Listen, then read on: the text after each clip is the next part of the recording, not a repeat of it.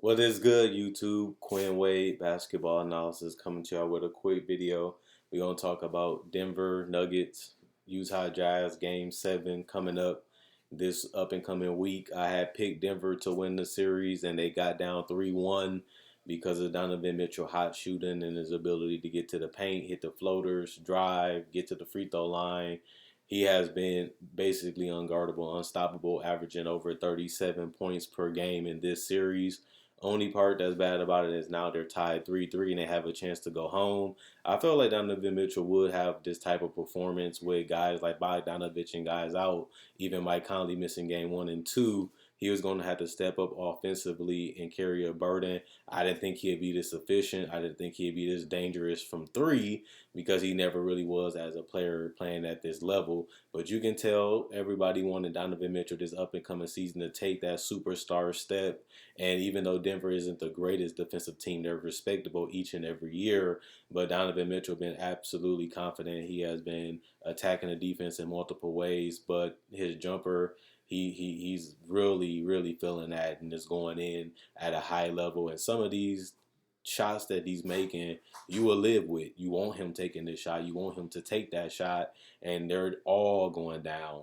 And when it's happening like that, and you're down 3-1, you would think Denver Nuggets will give up. You would think that Denver Nuggets would lay down. They came back to win a game in the last two of them, and they was able to close it out. And Jamal Murray has been the closer, helping and stepping up with his team and knocking down clutch buckets, not being afraid, not being scared of the moment, and wanting the moment and wanting to go out there and do it at the highest level, which is playoff basketball, and he's getting it done. You would think that Denver would have been done, but now you would think that they would have got closed out the way they played and the way Utah was beating them and how they was getting to wherever they wanted to get on the court and just punishing Denver defense time and time again every possession.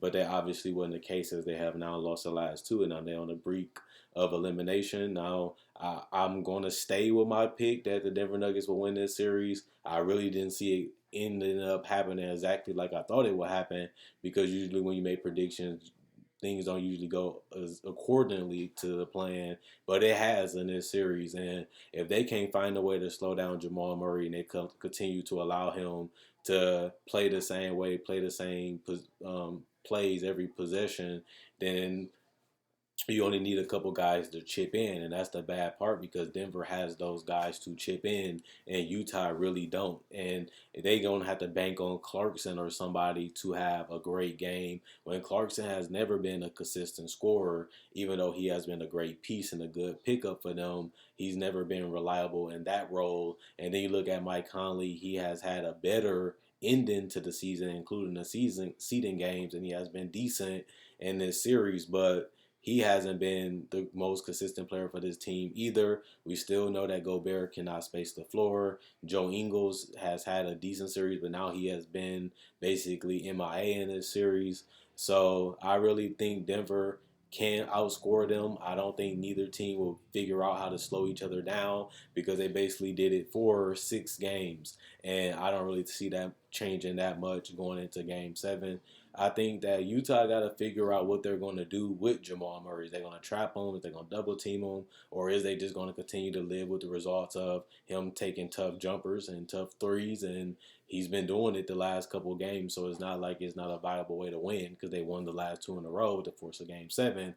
But they got to see what's going to happen. And I feel like it's funny because Denver was in the same predicament where they could not stop Utah to save their life. And then they got in a situation where they was down 3-1 and then they had to pick their poison and see what they was going to live with. And Donovan Mitchell has been the answer, and now he hasn't been able to score enough to, fill that gap and that void that Utah needs to win the entire series. And this is going to be the ultimate test for Donovan Mitchell and Jamal Murray. These are two players that's trying to make a name for themselves. These are two players that have took their game to the highest level that we ever seen them play at, but it's only going to be one of them that wins this series. And if Donovan Mitchell don't get guys helping him out, knocking down shots and creating, it could be them losing a 3-1 lead and losing 3 straight games. It's not crazy because we've seen it last year that teams can get hot, teams can get confident, and teams can figure you out or slow you down enough to when they got a chance. And Jamal Murray has closed time and time again for them in the last couple of games, which is unfortunate for them because now Denver can never play with the cushion because now they no longer have it because they have lost and become on a win or go home situation. So I really want to see how Quinn Snyder comes out in the first 2 quarters because if they continue to let Denver play the way they've been playing, Denver is going to be feeling themselves and they're going to be even better in the fourth quarter like they have been over Utah in these last couple of games. So it really would show what they are made of coming out in the first 2 quarters in game 7. I think that that's going to be very important to getting other guys involved and then allowing Donovan Mitchell to flow within the offense and score some baskets, but also as the game get closer to ending, allowing him to make the decision. And that's what a superstar player is supposed to do. They're supposed to be able to take a team to another level. They're supposed to be able to rise their level of play and really, expand the teammates' game. And Donovan has done that, but he has to do it for another game unless he will have a disappointing series. When you look at the numbers, they're absolutely fantastic. You would never think Donovan Mitchell would do that because he hasn't done it, but it is reality. But the only sad part about it, it all could be for nothing if they do lose in Game 7. But even though people say, why Quinn? Why Quinn is you still believing in the Nuggets? Because they just have more weapons. And that's the reason why I picked them. They just have way more options offensively. And then they do have the all-star, all-NBA Jokic, who can still get Gobert in foul trouble, can really put them in awkward situations defensively, and can knock down shots in the fourth quarter from the perimeter or inside. And don't forget his ability to set screens, create spaces for Murray and other guys to get space and get shots up that's clean and open enough. And that's one of the big reasons why they're in this situation, having a chance to go to the second round, which they should have already, just because there's no way Denver should lose this series. Even though it looked likely that they will and they still can, they should have been able to beat Utah in 6 at the most. It shouldn't have took them 2 straight games to even have an opportunity to win this series. Because, like I told you guys, if Denver wants to be taken serious, they have to play more together. They have to play more smarter, and they have to continue to play the basketball they have done in the last 2 games. Because there's no way a 3 seed should be struggling to figure out a 6 seed. I know Utah was higher than that in the seeding games, but Utah has been disappointed offensively and defensively the entire season. I know Bogdanovich went down, but that should help Denver be able to guard him. That should help Denver being able to beat him just because he was such a big part of their offense and he's not there and they'll have no replacement literally for him. That should have made it easier for Denver to be able to win this series. But instead, they find themselves in a position where they can still be eliminated and won't even get to the second round, which we won't know until later this week if they do. So I'm still worried about Denver and I'm still worried about Utah going against a team like the Clippers that got guys that can stay in front of them, got guys that have length and have guys that can be aggressive defensively, and they will live with it just because they have the offensive talent and wings to go at Utah or Denver consistently. So if you can't stop Denver and they can't stop Utah, just imagine them trying to stop the Clippers, who have guys that can close and take over games. Plus, they have role players that set the screens and put a lot of pressure on the defense. And we done seen Dallas got hot against the Clippers, but the Clippers consistently found a way to close them out, and they found specific ways to slow them down. Even though Doncic is a great player and he had a great series against their defense, Donovan Mitchell and Jamal Murray,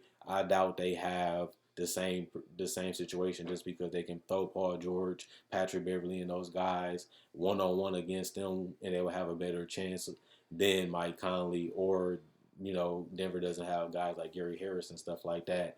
But if Jamal Murray and Donovan Mitchell play like this, they are going to have success in the future if they can get more pieces on each team, and that's the scary part. If they can literally find a way to get another piece to help this Utah team get over the hump. Same with Denver. Denver is right there, but they also not at the elite level, and that's why I'm disappointed of how they played against Denver I mean, against Utah so far. So let me know what you guys think. Do you have Denver winning the series?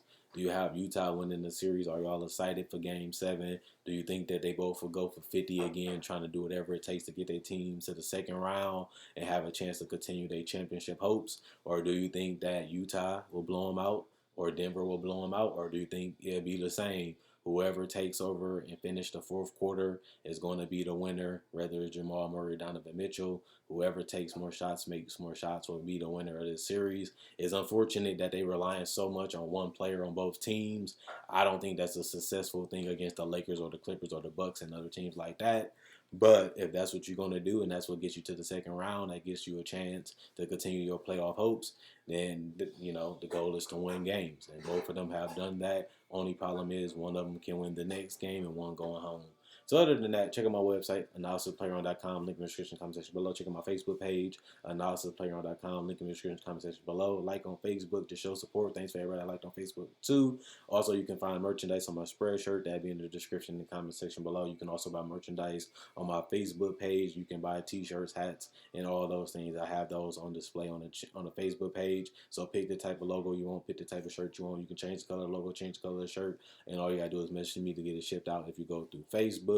Also, if you're new to the channel, I have over 1,000 videos on this channel. So if you like this video, check out my older videos. And if you like this video, my older videos, why not subscribe and become part of the family? Not only that, I do breakdowns of players, legends, and also rookies, and also summer league analysis. I do cover summer league. I cover the draft, free agency, trade deadline, season previews, also top 10 lists and discussions just like this. So if you love basketball, you can't get enough, you need that daily fix, you need to watch and hear something, this is the channel for you too, because I try to make a video every single day about the NBA. So other than that, I hope you guys enjoyed y'all Sunday. I'll be back to y'all with another video hopefully on Monday, and we will see what's going on with the NBA playoffs. And in the future, I'll be coming to y'all with another playoff prediction of whoever played the Clippers and whoever played the Lakers. And I'll have that up this week too. So the series should be over by the end of this week. Other than that, Quinn Wade, Basketball Analysis, I'm signing out. Enjoy y'all day, and I'll see y'all on Monday.